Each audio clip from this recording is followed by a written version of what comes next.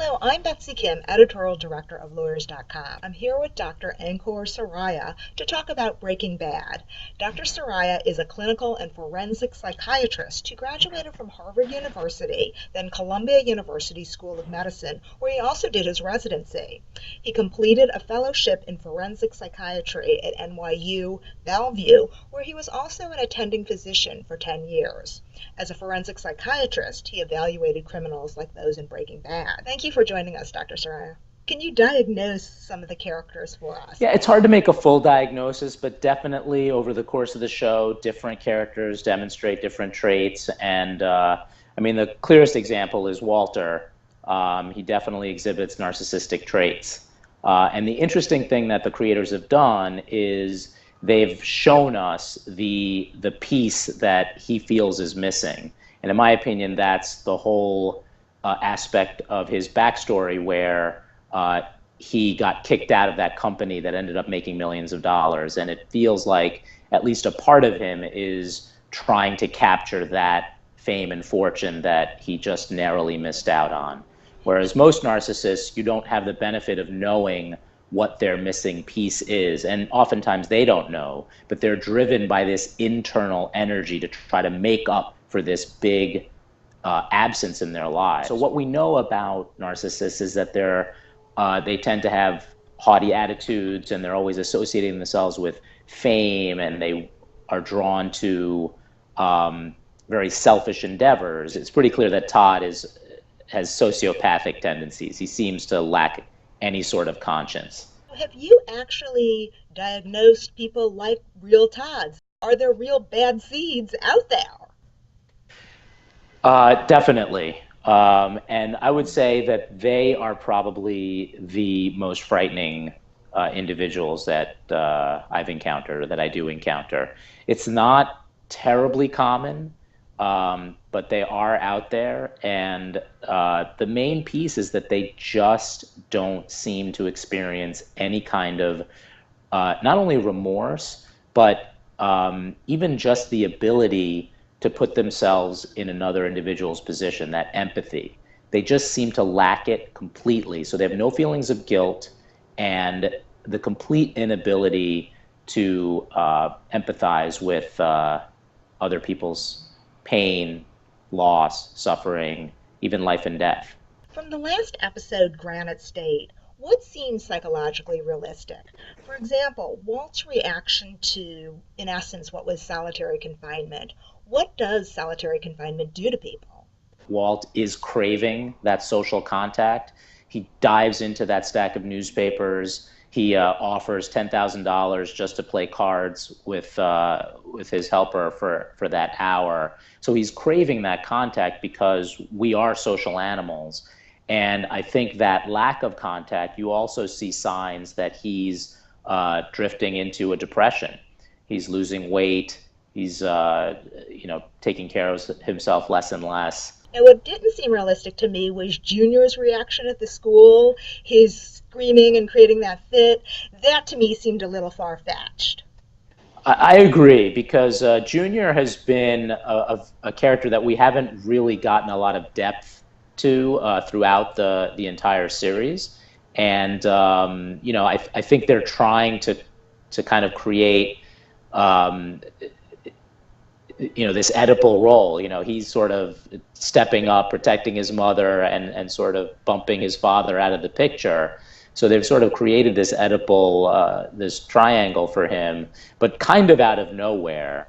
Marie's an interesting character, not unrealistic, but I think the way that people react to her seems a little bit unrealistic. I think Hank tolerates quite a bit from her, and Skylar, who I believe is the older sister, also seems to follow Marie's lead a lot of the way. You haven't seen a lot of that older sister, younger sister dynamic really played out in a realistic way. With the characters' profiles in Breaking Bad, what do you see as possible legal mitigation to their crimes? Walt, Gus, Mike, and even Jack and Todd and their whole crew, they probably aren't in a position to claim mitigation for much of anything. For Jesse, he was Walter's student, and certainly is, in general, easily influenced by other people. I think some aspect of that could be brought into his situation with the possibility of some mitigation. What is it about the view of the criminal perpetrator that people seem to enjoy? In Breaking Bad, Walt is the protagonist in an anti-hero sort of way. And I noticed many of the commercials during the show are for the video game Grand Theft Auto, where the player is a criminal being chased by the police.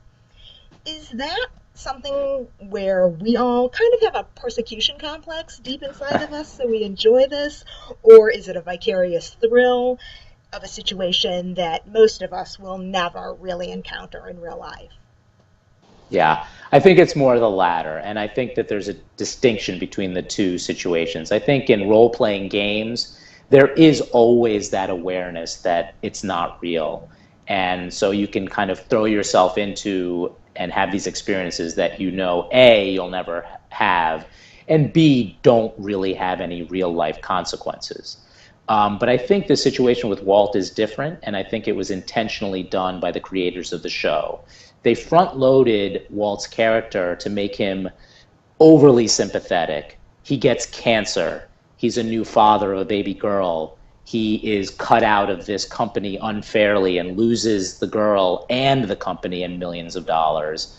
And I think we as viewers, we connect to that first Walt that we remember. So even when he completely crosses the line and becomes this incredibly evil persona, we still have a hard time forgetting the sympathy that we felt for him, and we try to connect to that initial feeling that we had and root for him and kind of hope that there'll be some redemption.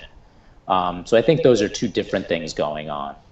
Now, that's really interesting in terms of, I guess, does that happen in real life with people as well? That when you're in a relationship that you should be out of, people harken back to the days when they initially were attracted to the person.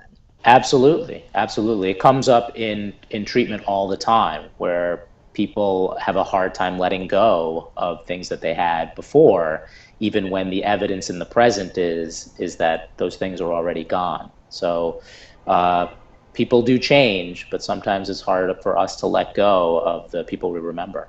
Without this being a full psychiatric diagnosis, if people have a favorite character on Breaking Bad, what does that say about the viewer?